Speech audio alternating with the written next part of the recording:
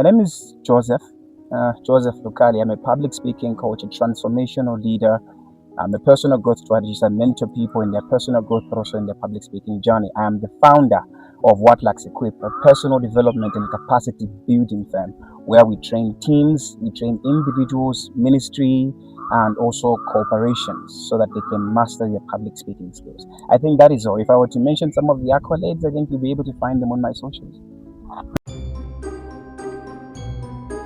Okay, that's a really interesting question. Artificial intelligence, what impact does it have on us writers, people that are into the writing space? First of all, I would like to mention this, right? Before I even answer your question. Many people have said with the coming of AI, some people will lose jobs. And that is true. Yeah. But I want to make mention also that it is not everyone who will lose their job because of artificial intelligence. Okay. The bottom line between those that will lose their job and those that will not is in how well you are adaptive as it relates to artificial intelligence. Do you know how to use it? Okay. Are you conversant with it? Because at the end of the day, artificial intelligence requires someone to be behind the computer for it to function. Oh, yeah. Does that make sense? Yeah. Yes. So it is those that know how to work with it. So, and I really should mention also that artificial intelligence is not going anywhere. It's here to stay. Oh, yeah. So while it has impacts on us as writers, the key thing that we must do is to adapt to it. Because if we not adapt to it, we'll be kicked out of business. Oh, yeah. So for me, I think it's a catalyst. It's a catalyst in writing because you can brainstorm ideas using artificial intelligence. You can also write, but also it is about how well you know how to use it. Because one of the things that it has done, and this is probably one of the negative impacts, is that people can just go on it, insert a prompt, and get ideas. So some people are not authentic in their writing. Some of them will just write about ABCD, and it will generate context. But that same information generated by artificial intelligence after inserting a prompt in it probably belongs to someone else, because artificial intelligence is fed with information, right, from other people. The point I'm trying to make here is it probably has taken away that humanity from some people, because some people are just inserting prompts in there and getting responses without really putting in their heart into their project. Personally, I think artificial intelligence is here to stay, and we must adapt to it, know how to work with it, and we'll be on the safe side.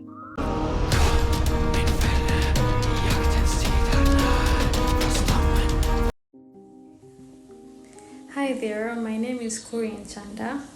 I am a Substack writer, I'm a podcaster, and I'm a short story writer.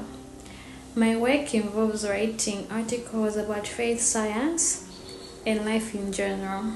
My podcasts also go within the same line of talking about faith, science, and just life. So the Substack is called The Chemistry Girl, under the name Korean Chanda, and the podcast is called The Chemistry Girl Podcast. You can find it on Apple Podcasts, Spotify, and also on the website, which is Substack. Yeah. In my own personal opinion, I think AI is good. It just depends on how you use it. If you're using AI to do your writing as a writer, you're not going to learn. You're not going to progress. That's not the way you should use it. However, if you're using AI to assist you in writing, what do you mean by assist? For example, I write a story, right? And I just want some editing or grammar control corrections. I'll just feed it to the AI. The writing and the idea generation was done by myself. The AI is just there to point out the mistakes, the grammar mistakes, the typos. Yes, so that's a good way in which you could.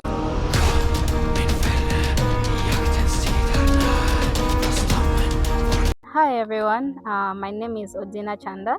I'm the author of Scars of Bloom, a book that deals with resilience, trauma, and it's my initiative for mental health.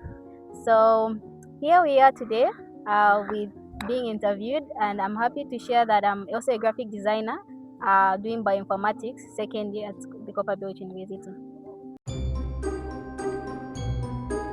That's a good question. To start with, I think someone asked me that question again. Okay. AI was made by a human. Let us not forget. Yeah. So the aspect of emotion, my book grips a lot of emotions. AI can't do that. Like it can't. What can I say? It can't attach emotions to the work. Of course, it will make it interesting and the like, but the depth of information, it does not. For example, my book has got a part where there's of course some death and whatnot, how it's different. So when you try to build that with AI, it's obviously tell you no, I can't do this. It's self-harming. Like it can't do that. It can't write illicit things. It can't write serial killing type of things. So with books to do with love, yeah, there, but I don't think they will have emotions to them. But we use AI to do typesetting. There's this app that most authors use called Grammarly. Grammarly helps us to fix the punctuation marks, the commas, the what. It also helps us to typeset the book before we even send it to the author. Because as authors, we are charged the error. So now imagine your book has got so many errors because of course you're busy typing, you don't know the grammar that So when you use Grammarly to like when you just select a certain passage and say correct the grammar, it will like do that, it will, because you've already written it. It's not changing any context, it's just like improving and punctuating it. But using it right, it can, but it can't write original things to attach someone. And as an author, I'm actually able to tell. That's the reason I became a graphic designer. I'm actually able to tell and differentiate between AI and not AI. And as life, goes on, we'll reach in a world where a lot of people will be producing a lot of things with AI. That's where you have to be AI conscious. Okay, is this AI? Is this not AI? So I guess it's a 60-40 type of thing. AI is good at 40%, but mainly with humanity, it's improving lives, but it's also shrinking their capacity to think, imagine, create, and write. So yeah.